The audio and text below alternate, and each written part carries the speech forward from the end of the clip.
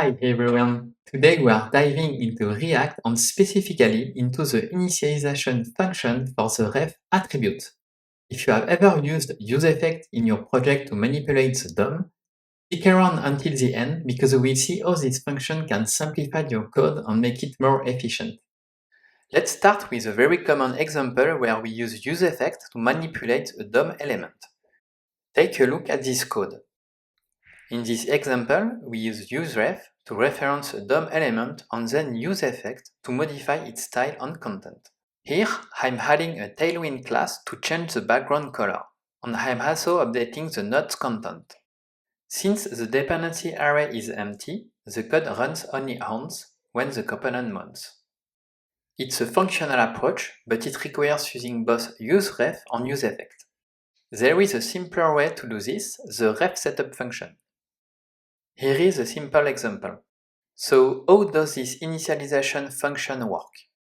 This function receives the DOM element you want to manipulate as a parameter, and it's called when the component mounts. The main advantage of this function is that you completely avoid the lifecycle tied to useEffect. The code is more direct since you don't need a side effect to manipulate the DOM.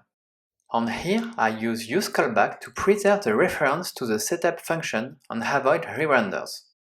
The code inside the function is identical to the previous example. And finally, the setup function is passed as a parameter to the ref attribute. Additionally, useRef is no longer necessary. Here is another practical example. Imagine you need to inject a JavaScript script into a div. With the ref initialization function, this is a breeze.